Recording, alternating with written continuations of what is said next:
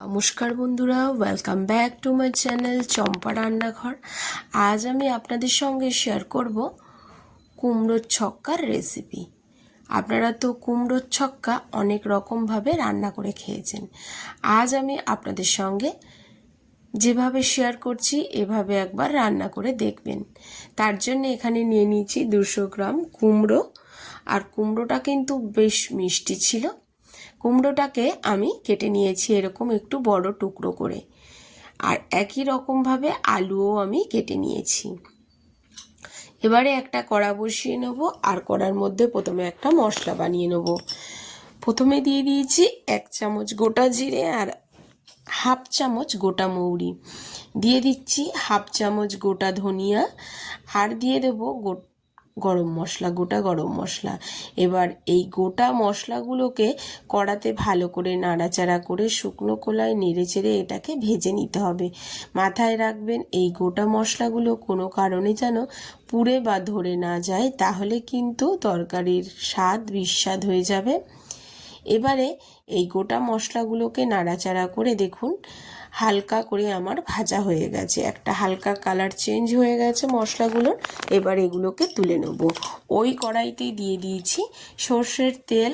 এখন তেলের মধ্যে প্রথমে আলুগুলোকে ভেজে নেব। আলুগুলোকে তেলের মধ্যে দিয়ে দিচ্ছি হলুদ গুঁড়ো আর লবণ। লবণ আর হলুদ গুঁড়ো দিয়ে আলুটাকে লালচে করে ভেজে নিতে হবে। প্লিজ বন্ধুরা প্রথম থেকে শেষ পর্যন্ত ভিডিওটি দেখবেন। আপনি যদি কোথাও ভিডিওটি স্কিপ করেন তাহলে কোনো বিশেষ মুহূর্ত হয়তো মিস হয়ে যেতে পারে, সেক্ষেত্রে কিন্তু আপনার তরকারির টেস্ট এতটা ভালো আসবে না। এখন আলুগুলোর মধ্যে দিয়ে দিয়েছি পরিমাণ মতো লবণ আর হলুদ দিয়ে এবারে এটাকে ভেজে নেব, আলুগুলোকে ভেজে নেব। আলুগুলো বেশ নাড়াচাড়া করে লালচে করে ভাজা আমার হয়ে এসেছে দেখুন।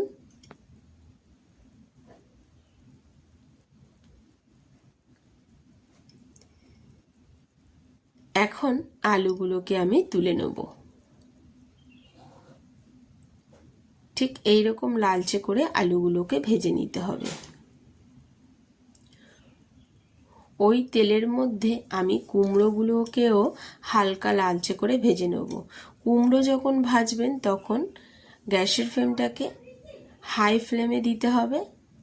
লো ফ্লেম করলে কিন্তু কুমড়োগুলো গলে যাওয়ার সম্ভাবনা থাকে, সেক্ষেত্রে কুমড়োগুলোকে হাই ফ্লেম করে নিতে হবে।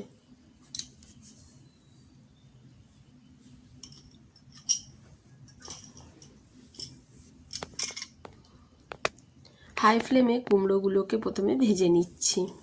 কুমড়োগুলো ভাজার সময় কোনো রকম লবণ আর হলুদ আমি কিন্তু দিইনি। এখন দেখুন হালকা লালচে করে কুমড়োর কালার চেঞ্জ হয়ে গেছে। নাড়াচাড়া করে কুমড়োগুলোকেও ভেজে নিয়েছি। এবারে কুমড়োগুলোকে তুলে নেব।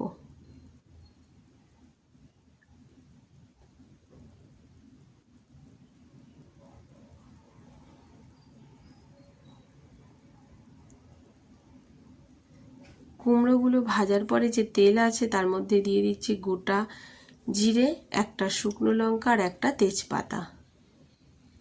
ফোড়নটাকে একটু নাড়াচাড়া করে দিয়ে দেব কিছুটা টমেটো কুচি। টমেটোটাকে একটু নাড়াচাড়া করে দিয়ে দেব 1 চামচ আদা বাটা। আমি এখানে আদাটাকে বেটে নিয়েছি, আপনারা চাইলে আদাটাকে গ্রেট করে নিতে পারেন।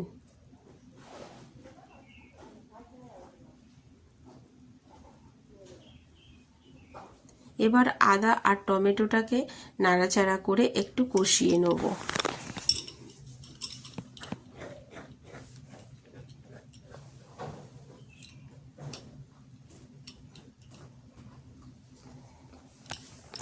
আদা আর টমেটোটাকে নাড়াচাড়া করে কষিয়ে নেওয়ার পরে এর মধ্যে দিয়ে দিচ্ছি 1 মুঠো কাঁচা ছোলা। ছোলাটাকে আমি ওভারনাইট ভিজিয়ে রেখেছিলাম, সেই ছোলাটা দিয়ে দিলাম। 1 মুঠো ছোলা দিয়েছি, এর বেশি আমি দিইনি, আপনারা আপনাদের পরিমাণ অনুযায়ী দেবেন।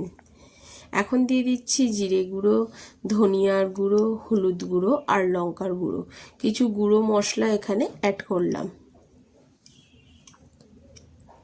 একদম সিম্পলভাবে রান্না, ঘরে থাকা কিছু সহজ সরল মশলা দিয়েই তৈরি হয়ে যাবে অনবদ্য কুমড়ো আলুর ছক্কার রেসিপি।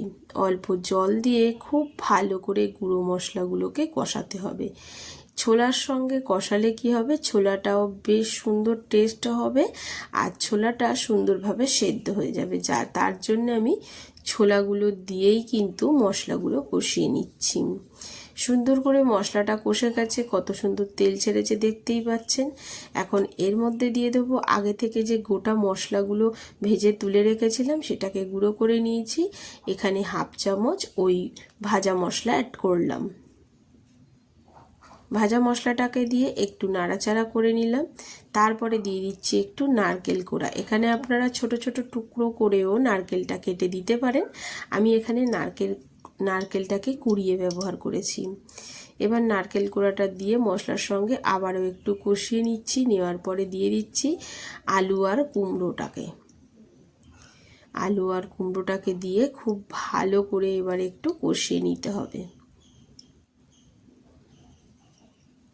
সুন্দরভাবে যখন কষানো হয়ে যাবে, দেখবেন সাইড দিয়ে তেল ছাড়তে শুরু করবে।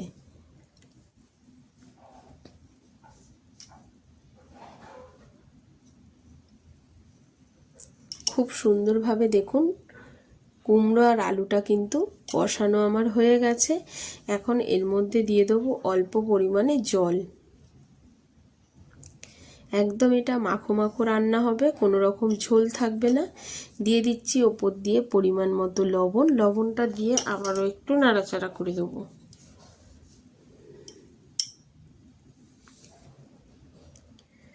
লবণটা দিয়ে আবারও একটু নাড়াচাড়া করে দেওয়ার পরে এর মধ্যে দিয়ে দেবো জল। জলটা কিন্তু হালকা গরম করে নেবেন। একটু গরম জল দিয়ে যদি রান্নাটা হয় তাহলে তরকারির টেস্টটা ভালো আসে। তার জন্য এখানে হালকা উষ্ণ গরম জল আমি ব্যবহার করলাম। একটা বাটি মেপে 1 বাটি জলই আমি এর মধ্যে দিলাম। এর থেকে বেশি আর পরিমাণে জল এখানে ব্যবহার করব না, কারণ কুমড়ো আলু ভাজতে গিয়েই সেদ্ধ হয়ে গেছে।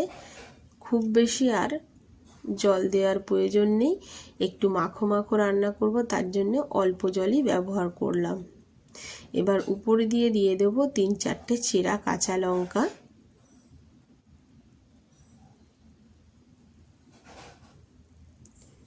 তারপরে এটাকে একটা থালা চাপা দেব, দিয়ে রেখে দেব 8 থেকে 10 মিনিট লো টু মিডিয়াম ফ্লেমে। 8 মিনিট পর ঢাকাটা খুলে নিয়েছি। দেখুন তরকারিটা কত সুন্দর ফুটে গেছে। আপনাদেরকে দেখিয়ে দিচ্ছি আলু একেবারে সুসিদ্ধ হয়ে গেছে, আর কুমড়োগুলো যেন গলে না যায় সেদিকে মাথায় রাখবেন। দেখতেই পাচ্ছেন। এবারে হাই ফ্লেম করব। হাই ফ্লেম করলে আর একটু ঝোলটা কমে যাবে। উপর দিয়ে দেবো একটু চিনি। যেহেতু একদম নিরামিষ তরকারি, তার জন্য একটু চিনি দিলে টেস্টের ব্যালেন্সটা বজায় থাকে। এবারে দিয়ে দেবো ভেজে রাখা মশলাটা। এখন আমাদের রান্নাটা সম্পূর্ণ কমপ্লিট হয়ে গেছে। একটু নাড়াচাড়া করে স্ট্যান্ডিং টাইমে রেখে দেবো। আমার আজকের এই কুমড়ো আলুর ছক্কা রেসিপি আপনাদের কেমন লাগলো বন্ধুরা, অবশ্যই কমেন্ট করে জানাবেন। আশা করছি আমার আজকের রেসিপি আপনাদের ভালো লেগেছে। যদি ভালো লাগে অবশ্যই একটা লাইক করবেন, শেয়ার করবেন আর কমেন্ট করে জানাতে ভুলবেন না আপনারা কোথা থেকে আমার ভিডিওটি দেখছেন। আজ এই পর্যন্ত বন্ধুরা, এতক্ষণ পর্যন্ত আমার ভিডিওটির সঙ্গে থাকার জন্য অসংখ্য ধন্যবাদ। সুস্থ থাকবেন আর ভালো থাকবেন। আর কেমন লাগলো এই রেসিপি অবশ্যই কমেন্ট করে জানাবেন। ভাত, রুটি, পরোটা সব কিছুর সঙ্গে জাস্ট জমে